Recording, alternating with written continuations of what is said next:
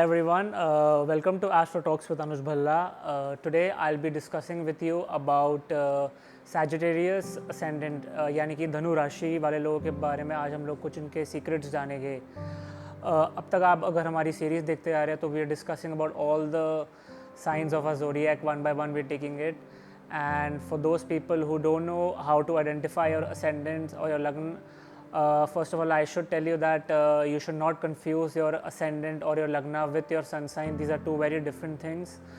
If you want to identify your lagna, your ascendant, आप अपनी कुंडली खोल के देखिए, इस हाउस पे फोकस करिए. This is basically your first house. ये आपको सेल्फ को दिखाता है, यानी कि आपके तनु भाव को दिखाता है. एंड यहाँ पे जो भी राशि आती है वही आपका असेंडेंट बनता है. अगर यहाँ पे एक नंबर लिखा होता है, so you become an Aries ascendant too, then you become a Taurus, and simultaneously if you go on like this, so you can identify your ascendants that ways. So for Sagittarius ascendant people in their first house, since it is the ninth sign of our zodiac, यहाँ पे 9 number लिखा होगा इनके पहले घर में. तो अगर आप काल पुरुष की कुंडली के हिसाब से देखें तो जो 9वां भाव यानी कि जो 9th हाउस है उसके सिग्निफिकेशंस इनमें आ जाते हैं. तो अगर आप देखें 9वां भाव किस चीज़ को रिलेट करता है, ये आपके धर्म, आपके रिलीजन, आपके हायर बिलीफ्स, आपके father and your luck, your spirituality, इन सब चीज़ों को डिनोट करता है. तो ये सब चीज़ें बहुत इंपॉर्टेंट हो जाती है सैजिटेरियस वाले लोगों के लिए. दे आर वेरी धार्मिक हो सकते हैं, दे आर रिलीजियस माइंडेड, एक हायर बिलीफ को मानने वाले, स्पिरिचुअलिटी को मानने वाले, and they like to do long distance travel and pilgrimages, and it also denotes higher education. ये लोग ज्ञान की तरफ बहुत ज़्यादा अग्रसर होते हैं, बहुत ज़्यादा अग्रेसिव होते हैं, एंड इन लोगों को ज़्यादातर आप देखें तो एक लॉजिक से ही जीता जा सकता है. लॉजिकल माइंडेड वाले लोग होते हैं. एडवेंचर इनको करना बहुत पसंद है, ट्रैवल करना इनको बहुत पसंद है. एंड इफ़ यू सी जो सैजिटेरियस असेंडेंट, जो सैजिटेरियस साइन है उसका जो सिंबल है, it's a horse from the lower part of the body, and जिनका अपर पार्ट है, it's a man who is holding a bow and an arrow. यानी कि इनमें थोड़े एनिमल इंस्टिंक्ट्स भी है एंड ह्यूमन का इंटेलेक्ट भी है. एंड अगर आप देखिए ये लक्ष्य पे अपना जो टारगेट है उस पर अपना एम करे हुए हैं. अब यहीं पे इनका एक ड्रॉबैक भी है इस साइन का, कि ये लोग लक्ष्य पे अपना, इनका एम तो है but they don't know what their aim is, what their लक्ष्य is. For them to decide this it requires a lot of time and a lot of devotion in that.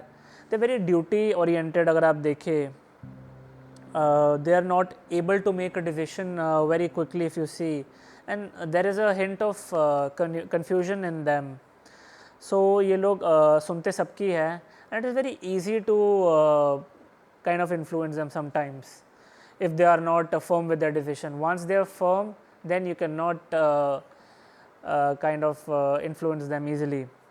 So they kind of get carried away quite easily sometimes. That's what I mean. And Jupiter जो है इस sign को rule करता है, विच denotes wisdom. तो इनमें wisdom, काफ़ी wisdom होती है, एंड ये लोग सबकी सुनना चाहते हैं एंड एक कलेक्टिव डिसीजन लेते हैं. सात्विक क्वालिटीज़ होती है इनमें. They would make great sports person if you see, because they 5th house is ruled by Aries if you see. And 9 number जो है एक ड्युअलिटी का साइन है, it's a fiery sign.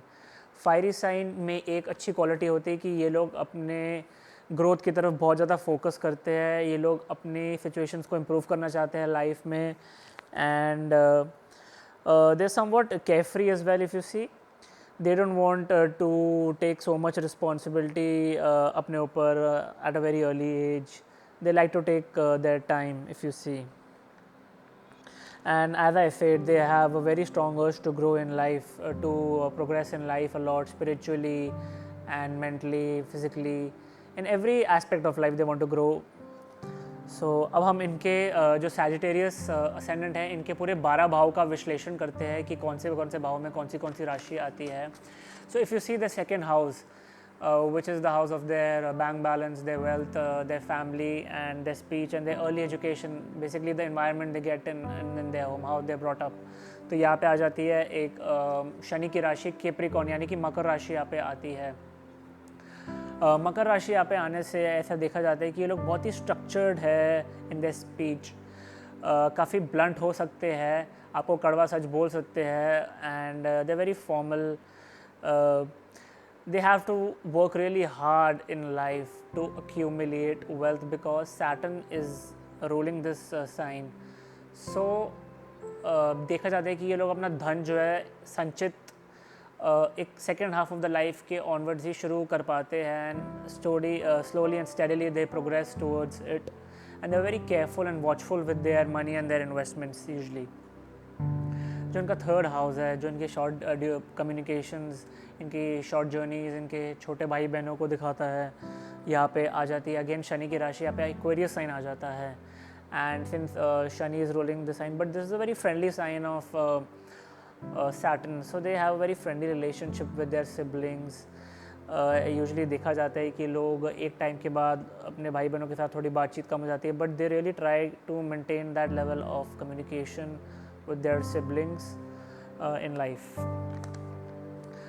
Now let's see their fourth house. Fourth house is basically of your mother, your home, your vehicles and your land, your peace, your contentment, जहाँ पे आ जाती है Pisces sign. And again Jupiter is ruling this sign along with your Lagna, that is your first house. So if you see, they get a very peaceful environment and calm, and एक बहुत ही धार्मिक sign है, and Pisces जो एक deep waters को दिखाता है, धूल की चीज़ों को दिखाता है, पाइसेस साइन को धूल की चीज़ों से मतलब होता है.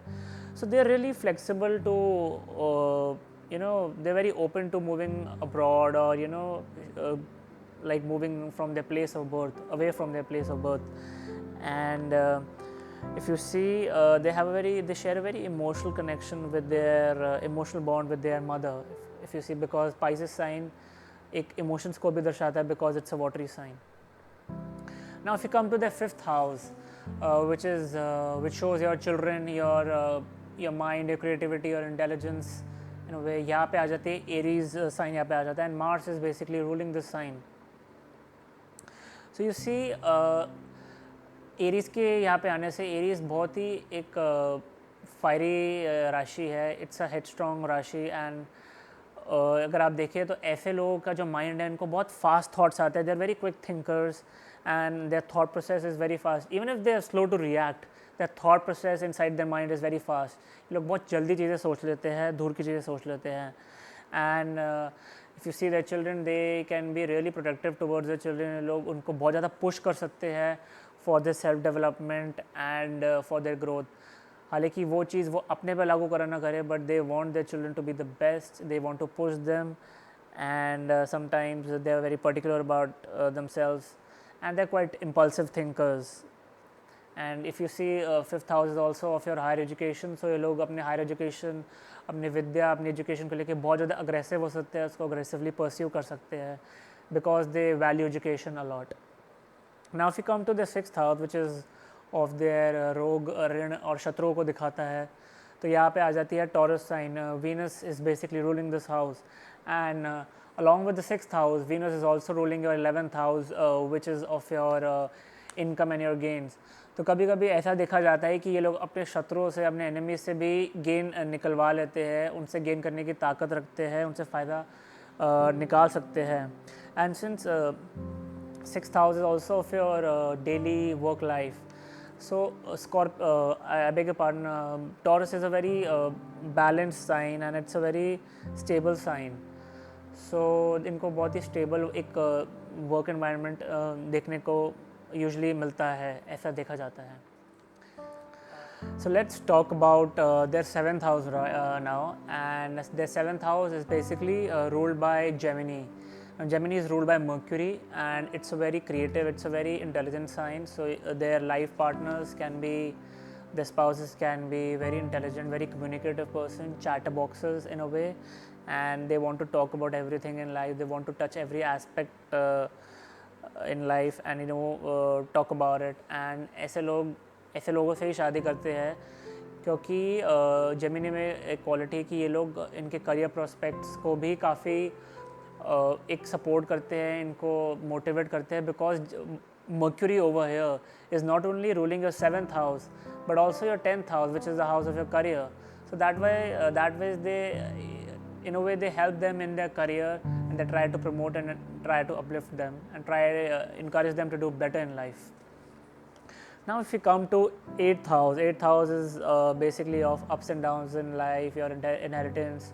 It also shows your in-laws and things like that.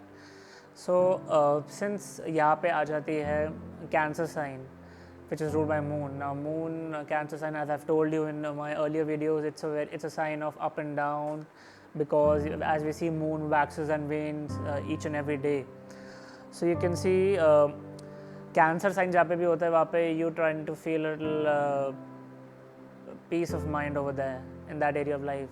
So they feel very peace of mind when they are doing astrology or things which are related to occult, and they feel very comfortable when they are doing research work, or being in fields such as investigating, or when they are investigating something, things like that. Because 8th house जो है वो deep secrets का भी होता है, and since Cancer sign is ruling, so sometimes they can be quite secretive also, because they kind of feel peace of mind in keeping a secret sometimes, if you see. And their connection with their in-laws is also very emotional, very good sometimes. So now when we touch their 9th house is basically your higher beliefs, your religion and your father. And since यहाँ पे आ जाती है एक लियो sign, तो कभी कभी इनके father हो सकते हैं वो थोड़े ईगोइस्टिक हो, थोड़े हेडस्ट्रॉन्ग हो, क्योंकि लियो साइन जहाँ पे आता है वहाँ पे ईगो तो होता ही है. अगर ये लोग कभी कोई गुरु भी धारण करना चाहे तो हो सकता है कि वो थोड़े ईगोइस्टिक, थोड़े हेडस्ट्रॉन्ग हो. And if you see 9th house, it is also about since यहाँ पे लियो साइन आता है तो they can be the father can be confident, outspoken also. And sometimes since Sagittarius sign, it's a 9-number sign and it's coming in your 1st house, ऐसा भी होता है कभी कभी कि they can become very lucky for their parents, because it's a natural sign of luck in your lagna. So sometimes you can be very lucky for your parents. Now let's come to the 10th house, I beg your pardon. 10th house में इनके आता है Virgo sign, which is again ruled by Mercury, as I told you earlier. Now Mercury is ruling the sign, so ये लोग अपने काम में अपना 100% देते हैं. They very calculative, they very methodical in their approach when they are working. And ये लोग ऐसे फील्ड्स में जा सकते हैं जहाँ पे इनका बहुत दिमाग खर्च हो. They very calculative and that their risk taking capability is put to a test, like astrologers or bankers, or fields like teachers, auditing, things which are related to Mercury, mathematics, teaching profession also. So and 6 number यहाँ पे आने से कभी कभी ये भी देखा जाता है कि 6 नंबर साइन जहाँ पे भी आपकी कुंडली में, वहाँ पे थोड़ा आपको ऑपोजिशन, थोड़ा डिस्प्यूट्स भी मिल सकते हैं, क्योंकि वो नेचुरल साइन ऑफ एक डिस्प्यूट्स भी है. तो इनके काम, इनके वर्क प्लेस में काफ़ी डिस्प्यूट्स ऑन एंड ऑफ चलते रह सकते हैं, if you see. Now let's come to their 11th house. 11th house पे आती है लिब्रा साइन. लिब्रा साइन यहाँ पे आने से जो इनके एक गेन्स है, they very balanced about it. Gains हो ना हो, they try to keep it very balanced. And their friend circle and their elder siblings also have a tendency, ये लोग हमसे उनसे एक बैलेंस मेंटेन करके चलते हैं, their relations with them. And एक बहुत ही अपने फ्रेंड्स से अच्छे रिलेशंस रखने की कोशिश करते हैं. And their friend circle is also compose of very intellectual people. ये लोग बहुत इंटेलेक्चुअल लोगों के साथ बैठना यूजुअली प्रेफर करते हैं. अब जाते हैं इनके 12th हाउस में, जहाँ पे आती है Scorpio sign. Scorpio sign is a very intense sign, and 12th house is of your bed pleasures, so they can be very intense lovers with their spouse. And since Mars is ruling this sign, and this sign is also of the एक philanthropy का होता है, so कभी कभी ये लोग philanthropy बहुत intensely pursue कर सकते हैं.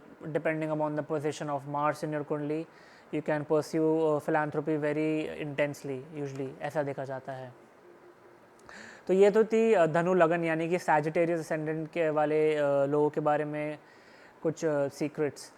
अगर आपको मेरा वीडियो अच्छा लगा तो प्लीज़ इसे लाइक करें, शेयर करें, and do hit the subscribe button and press the bell icon so that you can get all the notifications whenever my new videos are coming out and you can get hold of them. Until next time, thank you.